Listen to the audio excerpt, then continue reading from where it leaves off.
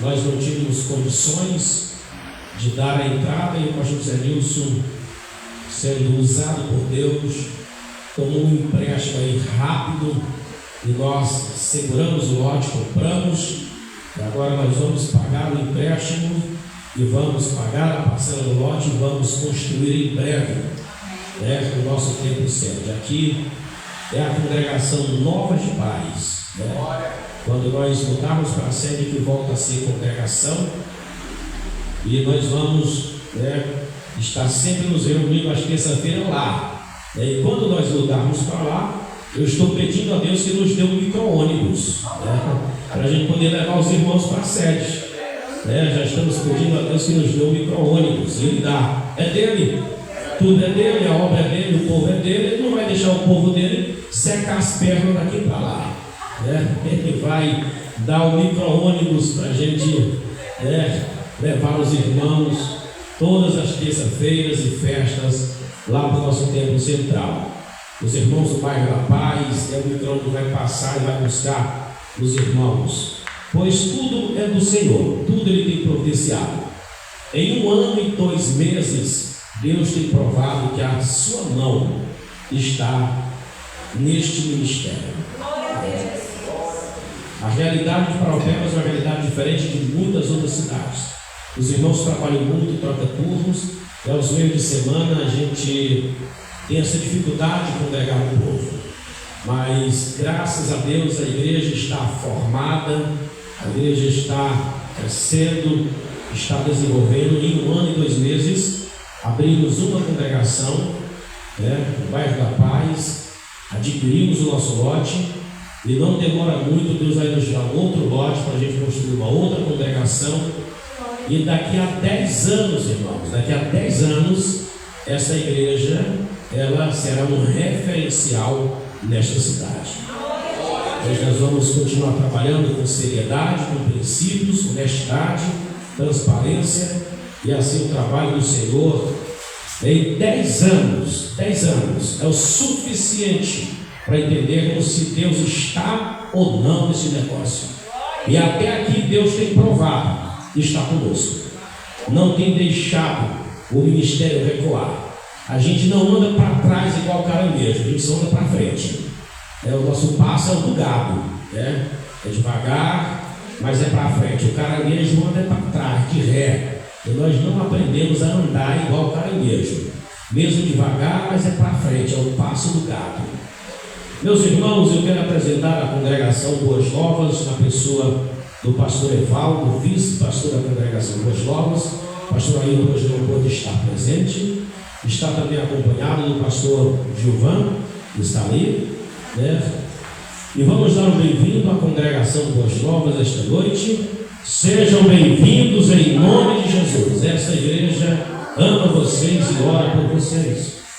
Queremos apresentar também o irmão Martins, né? Mora aqui no bairro, né? Parque dos Carajás, aqui pertinho, né? Queremos apresentar o irmão Martins, que veio nos visitar a convite do pastor Evaldo, já são conhecidos aí de outro. E o filho, como é que é o nome do rapaz? Samuel, né? Queremos apresentar o irmão Martins, o filho Samuel, que veio nos visitar hoje a convite do pastor Evaldo, e sendo da vontade de Deus a ficar conosco, né? No ministério, né, para somar, e nós nos sentimos muito alegres. Deus nos deu um guitarrista excelente, o irmão Fernando.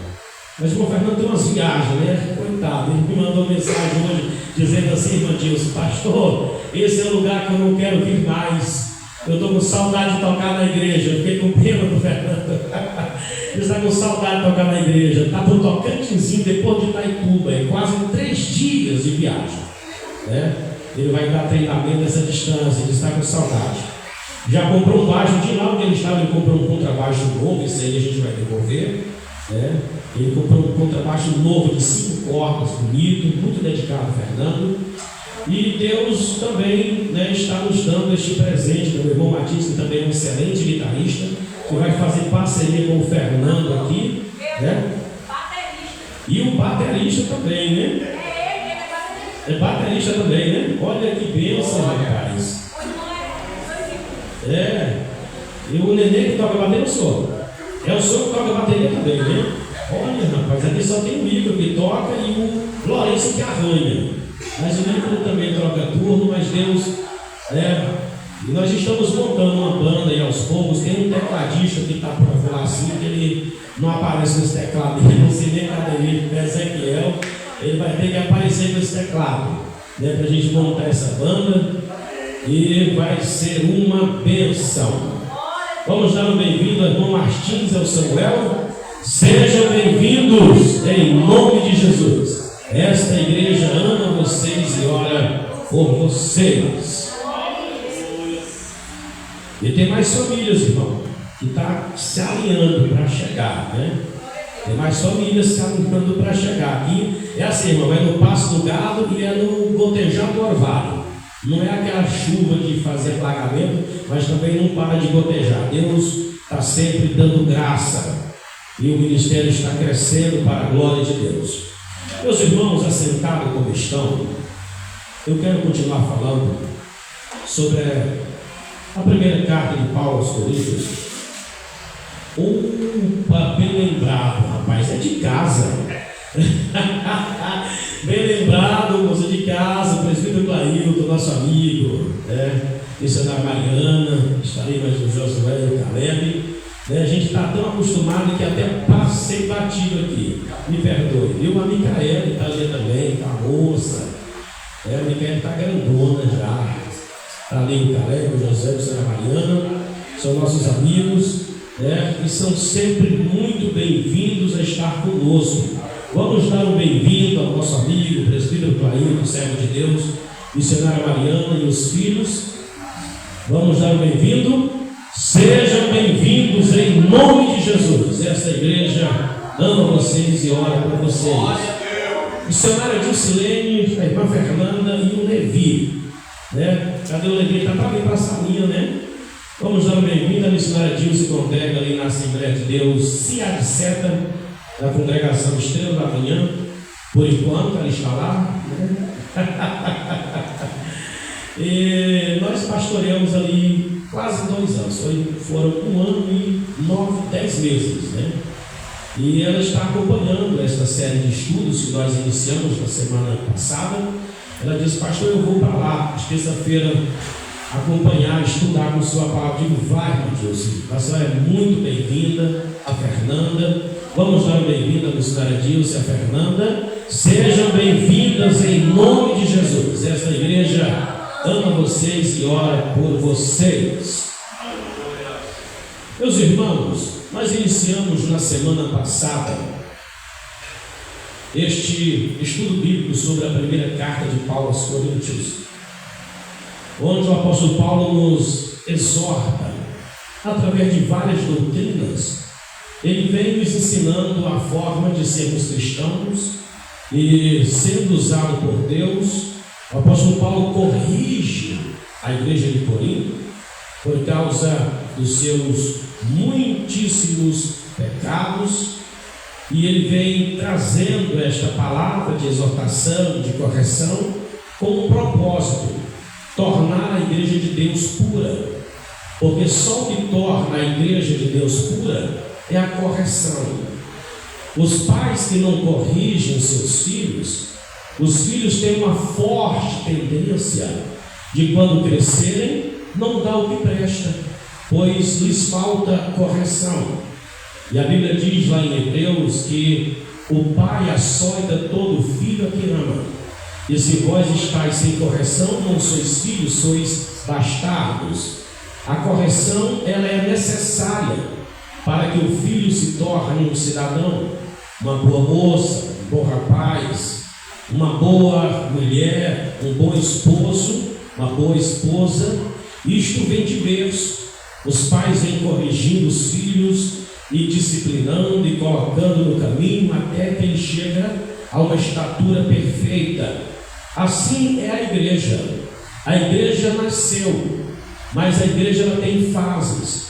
A igreja tem a sua fase da meninice, ela tem a sua fase de amadurecimento, e ela vai ter a fase da frutificação, e por fim será colhida, será levada para encontrar com o seu Senhor. E enquanto estivermos aqui na terra, nós temos que estar sendo constantemente corrigidos pela palavra do Senhor. Como eu já disse, a igreja coríntia, a igreja de Corinto, esta igreja é uma igreja completa, não lhes faltava dom. Que igreja maravilhosa, de um ponto de vista panorâmico, quando se olha e vê uma igreja que não lhes faltava um dom sequer. E hoje nós sentimos tanta falta dos dons na igreja, sentimos tanta falta do exercício dos dons na igreja, e às vezes não nos empenhamos em buscar os dons. Mas a igreja de Corinto, nenhum dom lhes faltava. Era uma igreja completa, que tinha os 9 dons. Ali tinha irmãos que revelavam, irmãos que profetizavam, irmãos que pregavam eloquentemente, irmãos com a palavra de sabedoria, irmãos com dom de cura, irmãos com dom de discernimento, dons de língua, variedade de língua, interpretação de língua, dons de maravilha, dons de poder, dons de curar, dons que não lhes faltava nada. Se olhando assim de um ponto de vista panorâmico, uma igreja perfeita, de forma superficial, uma igreja perfeita. Mas quando se olhava para Corinto, a igreja coríntia, a igreja edificada naquela cidade, se percebia que era uma igreja depravada. É triste de se declarar esta palavra, mas era uma igreja depravada. Por quê? Havia irmãos ali que eram irmãos que praticavam a imoralidade sexual, e aquilo era aceito pela igreja. Não havia exortação, não havia repreensão, e Paulo ainda dizia que eles eram soberbos, que eles estavam inchados com tamanho pecado dentro da igreja. Alguns irmãos se embebedavam, alguns usavam a graça como motivo para viver uma vida mundana, e a igreja também estava dividida, que é um dos piores pecados que tem na igreja, é o pecado da divisão. Este é um dos maiores pecados da igreja, é o da divisão. Ele espalha a igreja, ele causa contenda, causa inveja, causa brigas. E os cristãos de Corinto estavam divididos e não viviam de acordo com a sua posição em Cristo. Eles misturavam o evangelho com a sabedoria do homem.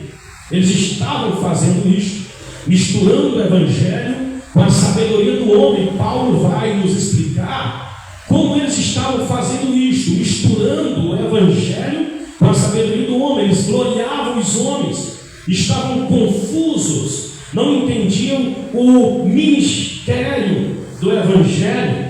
E os capítulos 1 e 2 dessa primeira carta aos Coríntios vai contrastar a sabedoria do homem com a sabedoria de Deus. Os versículos 17 ao 31, Paulo vai provar que, através de 7 provas, que o evangelho ele é suficiente para todas as pessoas.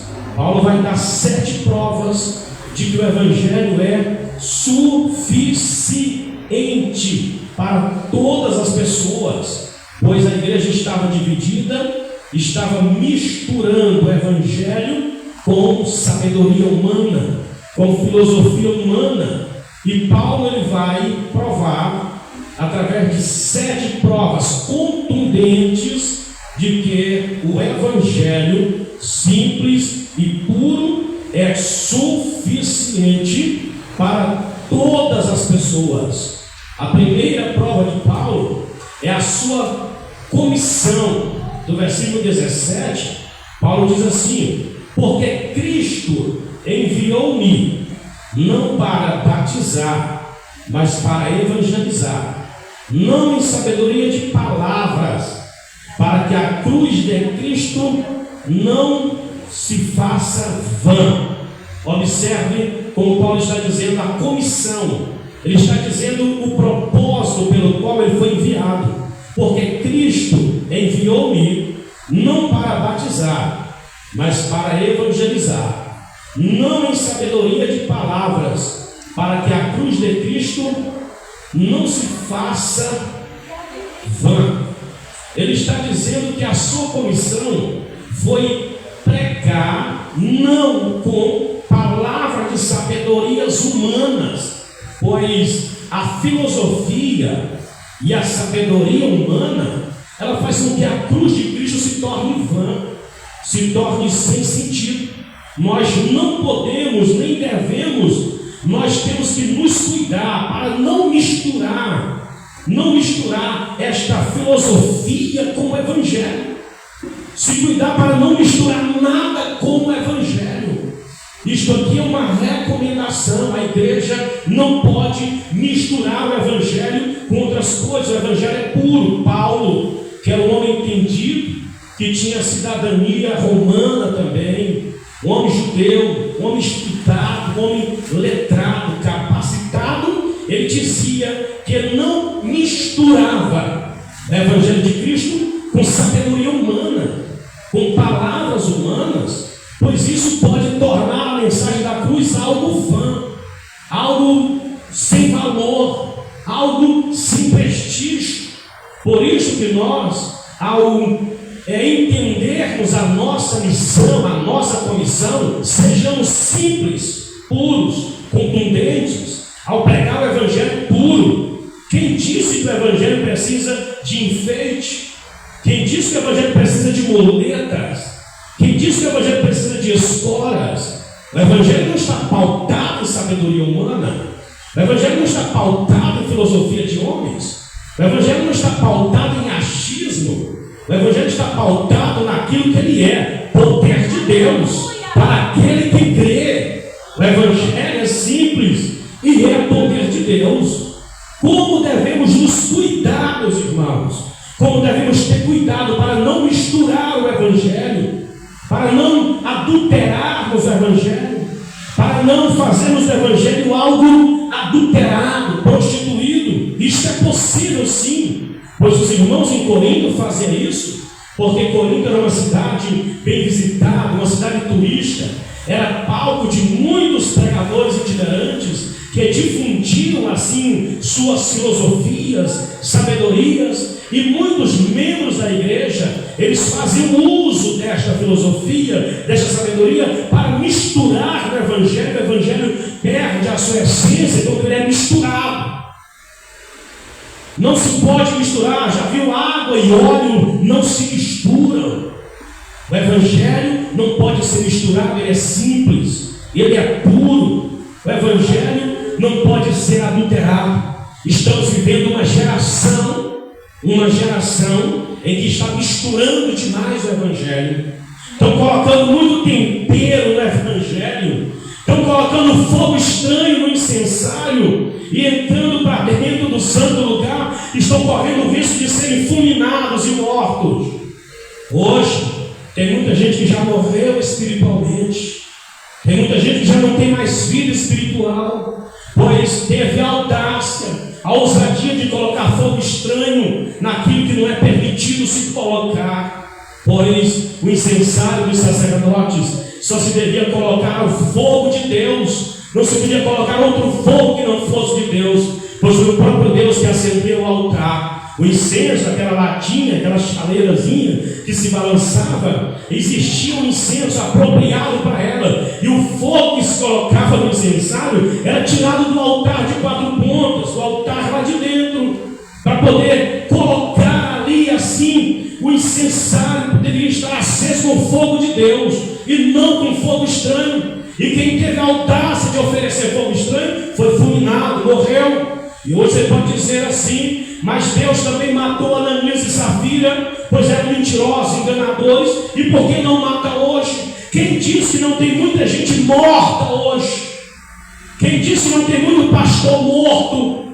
Quem disse que não tem muito pregador morto? Quem disse que não tem muito pregador morto que já morreu faz tempo, porque está misturando as coisas mundanas no Evangelho, e Deus já removeu a nuvem da sua glória e já não tem mais a graça de Deus, já não tem mais a direção, já não tem mais a visão, já não tem mais o caminho, já não tem mais a luz, já é o céu um cego que guia outro cego, vão cair no buraco. E hoje não é apenas um cego guiando um cego, é um cego guiando multidões.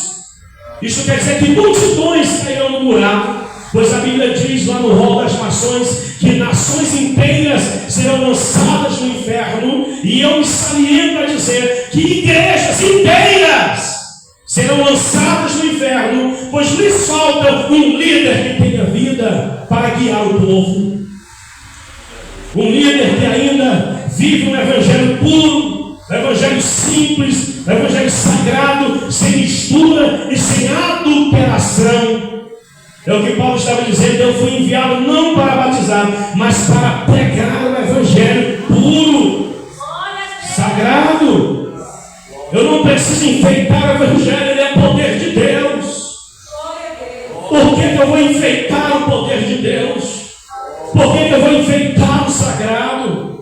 Por que eu vou colocar coisas fantasiosas no evangelho, se nada disso serve, só torna o evangelho vã, a cruz de Cristo vã?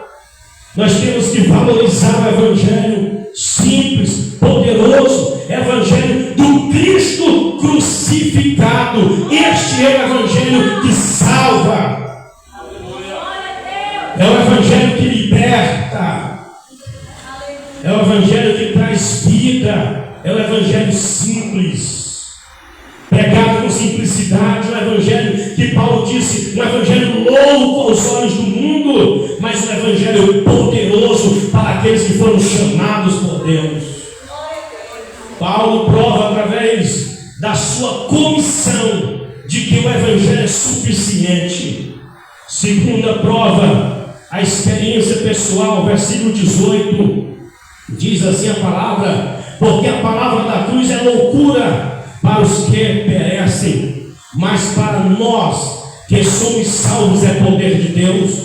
Isso aqui é uma experiência pessoal. Quem não tem uma experiência pessoal, quem ainda não se lembra de como foi salvado, quem ainda não se lembra de como foi salvo, quem ainda não se lembra do dia que Cristo lhe arrancou do pecado, quem não se lembra do dia que foi liberto, que as algemas se romperam, isso é uma experiência pessoal. A palavra da cruz é loucura para os que perecem, mas para nós que somos salvos é o quê? É poder de Deus. Isso é uma experiência pessoal. O evangelho pode ser loucura para quem está lá fora, o evangelho é loucura para quem não entende, o evangelho é loucura para quem está indo para o inferno, mas para nós que somos salvos, ele é o poder de Deus, ele é o poder do Pai. Precisamos valorizar, entender que o evangelho é suficiente, porque ele é poder de Deus. Ele é puro, deve ser puro, mas também ele é poder de Deus. Se ele não é poder de Deus, ele não serve. O que não tem poder de Deus não salva. O que não tem poder de Deus não liberta. O que não tem poder de Deus não passa de filosofia, não passa de otimismo, não passa de autoajuda, não passa de um engano. O evangelho é poder. Ele vai lá dentro, ele liberta, ele quebra correias, quebra corrente, ele quebra laço, ele fecha sepultura, ele batiza com o Espírito Santo, ele entrega dons dos céus, ele anima a igreja, ele renova, porque é poder de Deus. Poder de Deus, poder de Deus. Há quem pense que o poder de Deus é só aquele negócio de rodopiar, de balançar para um lado para o outro, de fazer ritual. Irmãos, isso não é poder de Deus. Poder de Deus é libertação. Poder de Deus é cura divina. Poder de Deus é milagre. Poder de Deus é provisão. Poder de Deus é ajuda. Poder de Deus é alegria em minha tristeza. Poder de Deus é paz em meio à guerra. Poder de Deus é equilíbrio. Poder de Deus é o evangelho de Jesus Cristo para as nossas vidas. Paulo está dizendo que a experiência pessoal deve ser uma prova de que o evangelho é suficiente.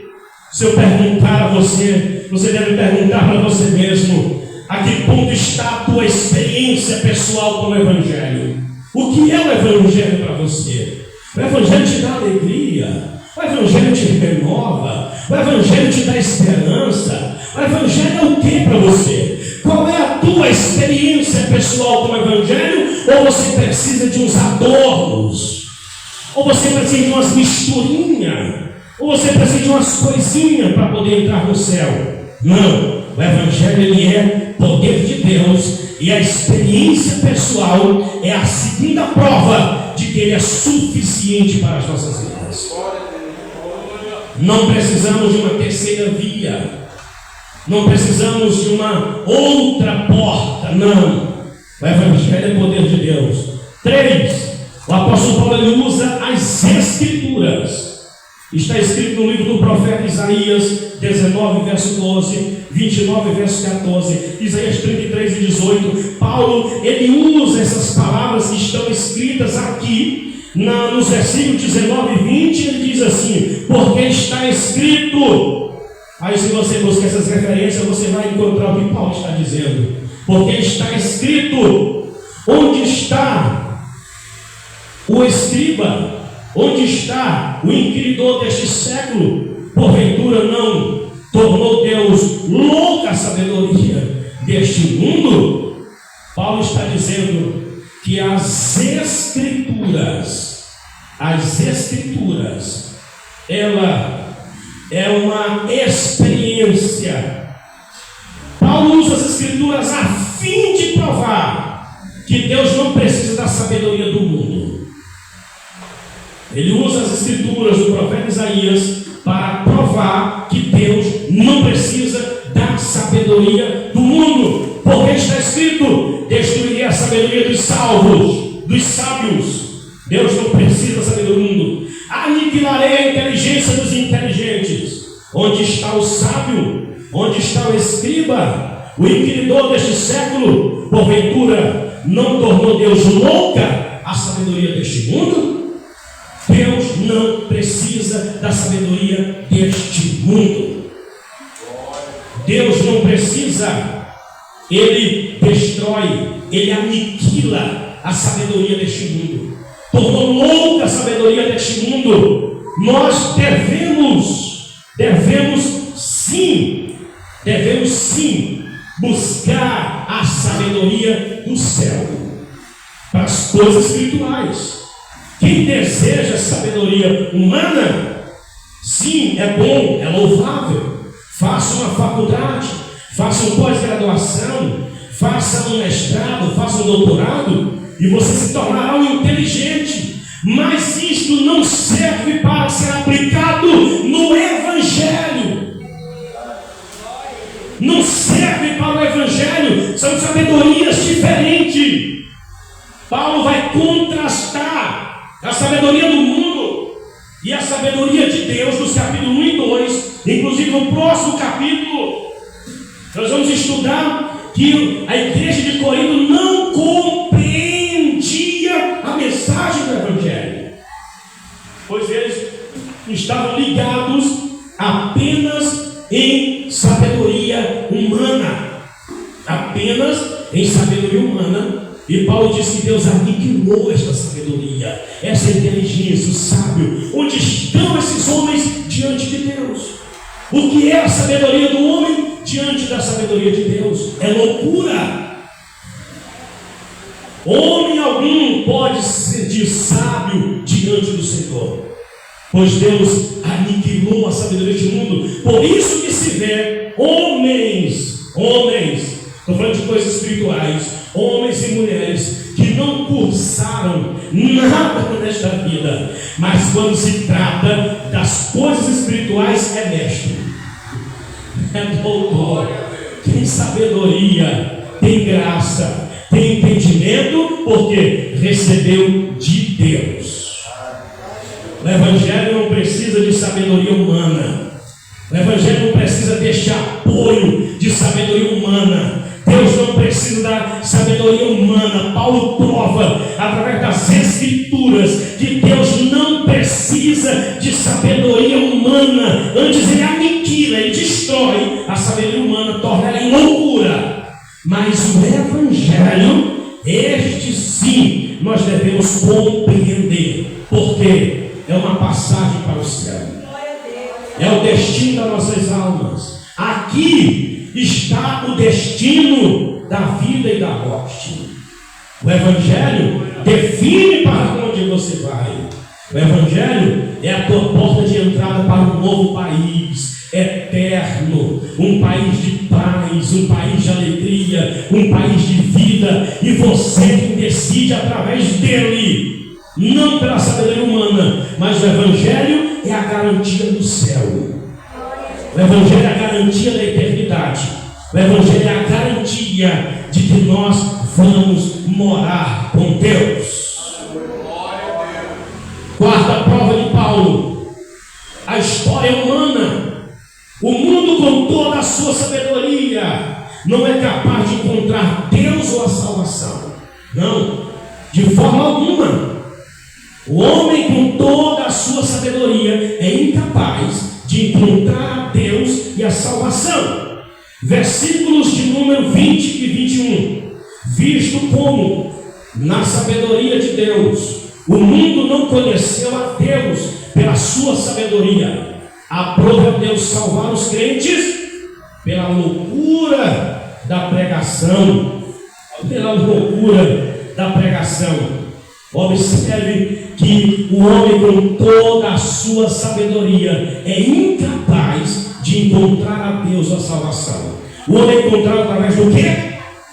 Da loucura da pregação.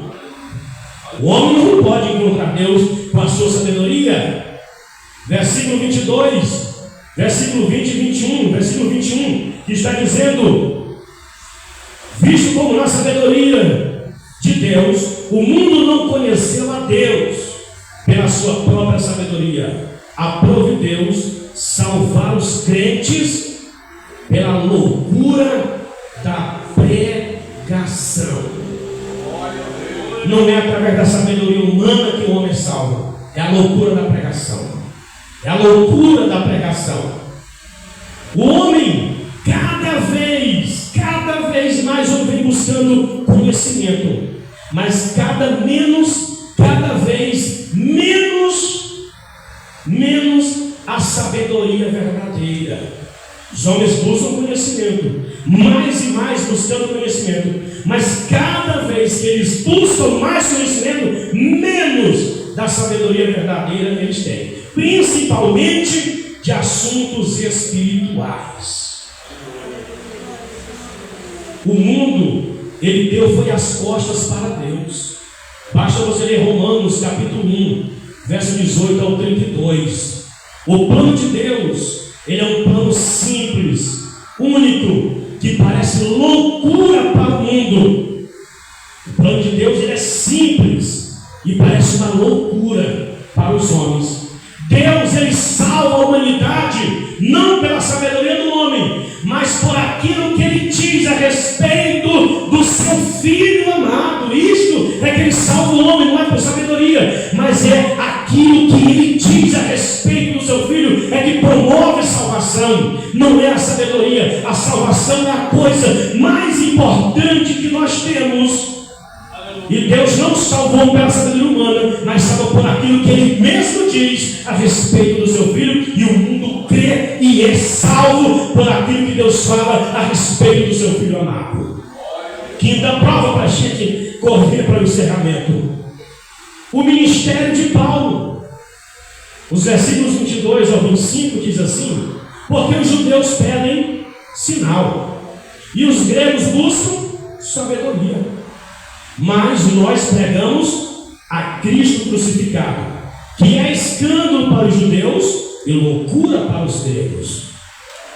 Versículo 24: mas os que são chamados, tanto judeus como gregos, lhe pregamos a Cristo, poder de Deus e sabedoria de Deus. Verso 25: porque a loucura de Deus é mais sábia do que os homens, a fraqueza de Deus é mais forte do que os homens. Paulo pregou para judeus, pregou para gentios em todo o mundo romano. E Paulo sabia que os judeus buscavam sinais e os gregos buscavam filosofia. Todavia, Deus deixou de lado esses dois caminhos: o caminho dos sinais, o caminho da filosofia humana, e agora Ele salva por intermédio de Cristo crucificado. Observe uma coisa: os judeus tinham uma ideia de um Messias totalmente diferente. Eles não esperavam ter Messias. Aquele Messias era uma pedra de tropeço para eles.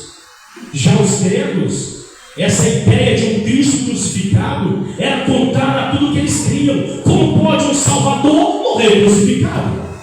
Para os gregos isso era uma loucura. Para os judeus era um escândalo. Haja visto na lei de Moisés, lá em Deuteronômio, dizer que maldito todo aquele que morrer pendurado no madeiro.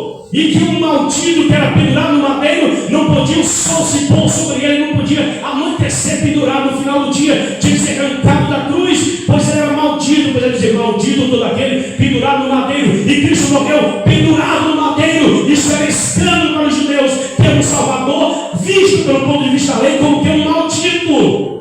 E agora os gregos não acreditavam nesse tipo de Salvador, que para salvar precisava ter sido crucificado. Como pode um Salvador crucificado? Só que o nosso Salvador, o Cristo crucificado, Ele salvou-nos, foi pelo sangue derramado na cruz do Calvário. Ele morreu sim, Ele foi crucificado, mas ao terceiro dia Ele ressuscitou dentre os mortos e está sentado à direita de Deus Todo-Poderoso. Ele sim é poder de Deus. Esse sim salva um crucificado. Escândalo para os judeus, loucura para os gregos, mas esta mensagem me salva. Na medida em que é loucura para os gregos, na medida que é escândalo para os judeus, para Paulo, esse louco evangelho era sabedoria e poder de Deus. Na medida que os judeus escandalizavam-se e os gregos diziam loucura, Paulo entendia: esse louco evangelho, ele é poder e sabedoria de Deus. Poder e sabedoria de Deus. Judeus e gregos que foram chamados, Cristo, Ele é a nossa sabedoria. Cristo é o nosso poder. Cristo, Ele é o nosso tudo. Ele é tudo o que nós precisamos e não precisamos de nada mais além de Cristo. Pois se temos Cristo, disse Paulo, nada nos separa do amor de Deus. Nem a profundidade, nem a fome, nem a miséria, nem demônios, nem anjos, nada pode nos separar do amor de Deus, pois Ele é nosso tudo. Se temos Cristo, mesmo na fome nós o glorificamos. Oh, aleluia! Se temos Cristo, mesmo na enfermidade nós o bendizemos. Se temos Cristo, mesmo na escassez nós o adoramos. Se temos Cristo, mesmo com as portas fechadas, nós cantamos. Se temos Cristo, mesmo com tudo e todos contra nós, nós ainda nos alegramos, pois Ele é o nosso tudo. Ele é o meu tudo, Ele é o teu tudo. Jesus Cristo é tudo que você precisa. Você não precisa recorrer a ajudas. Você não precisa recorrer a coisas que estão dizendo faz isso, faz aquilo, que você será feliz. Não, busque a Jesus Cristo. Ele é o teu tudo. Ele é a tua paz, Ele é a tua felicidade, Ele é a tua justificação, Ele é a tua remissão, Ele é a tua sabedoria, Ele é o poder de Deus para a tua vida. Tendo Jesus, nada nos faltará. Parece que se compreende em Cristo, Salmo de número 23. Nada nos falta. Nada nos faltará. Sendo o Senhor o nosso pastor, nada nos fará falta. Nada nos fará falta. Um carro não me faz falta. Uma casa grande, rica e empoderada não me fará falta. Uma fazenda que todo mundo tem, eu não tenho, não me fará falta. Uma viagem para os Estados Unidos não me fará falta. A fama não me fará falta. falta, o dinheiro não me fará falta, porque eu já tenho Jesus, eu já tenho a salvação e nada me fará falta. Tendo Jesus, Rei me ama, oh aleluia, tendo Jesus, nós temos tudo. Tendo Jesus, nós temos um médico. Tendo Jesus, nós temos um psicólogo. Tendo Jesus, nós temos um amigo. Tendo Jesus, nós temos um pai. Tendo Jesus, nós temos um conselheiro. Tendo Jesus, nós temos tudo. Não abra mão de Cristo por nada. Não perca Ele por nada. Ficamos de pés em nome de Jesus. Fiquemos de pé no nome do nosso Senhor. Ele não nos abandona. O Evangelho é suficiente. O Evangelho é tudo. Paulo usa 7 provas. Eu falei 5. Semana que vem a gente usa como introdução do próximo capítulo. Mas até aqui nós entendemos que Cristo é tudo. O Evangelho é tudo. E que nós não precisamos de mais nada. Ele, Jesus Cristo, o Evangelho, não podemos de forma alguma, pois Paulo ele chama o povo de Corinto dizendo: vocês se lembram de quando vocês foram chamados, como vocês eram e como vocês são hoje. Paulo faz as pessoas entender que Cristo ele muda a vida das pessoas. Esse Cristo que não muda as pessoas não é o nosso Cristo. Pois o nosso Cristo é o Cristo que muda, que transforma, que a partir do momento que temos um encontro com Ele, nossas vidas serão mudadas. Eu quero orar por você essa noite. Se você puder fechar os seus olhos, se você puder fazer uma oração esta noite, agradecendo a Cristo por Ele ser suficiente na tua vida, comece a orar essa noite. Pois Cristo ele é suficiente para as nossas vidas. Se você já teve o seu encontro com Ele, se você tem a sua experiência pessoal com Ele, você tem uma oportunidade de dizer para Ele, declarar para Ele, com os seus lábios, através do seu coração: Jesus, Tu és tudo para mim. Jesus, Tu és o meu tudo. Tu és a minha salvação, a minha remissão, o meu perdão, a minha garantia de morar no céu. Custa muito a gente declarar o nosso amor para Jesus Cristo. Às vezes nos declaramos para pessoas, nos declaramos para amigos, nos declaramos para pessoas parentes, nos declaramos para pessoas, mas para Cristo parece que nós não temos um coração capaz de declarar a nossa gratidão e o nosso amor por Ele, pois Jesus Cristo, Ele é tudo para as nossas vidas, Ele é suficiente para você. Aleluia, aleluia, aleluia. Oh Deus amado, em nome de Jesus Cristo, essa noite, meu Pai, nós te damos graça, meu Senhor da glória, pois Tu és o nosso tudo, Tu és suficiente e de nada nós temos falta, pois o Senhor supre tudo nas nossas vidas. A nossa alegria foi o Senhor que nos deu, a nossa paz foi o Senhor que nos deu, a bênção da salvação foi o Senhor que nos deu.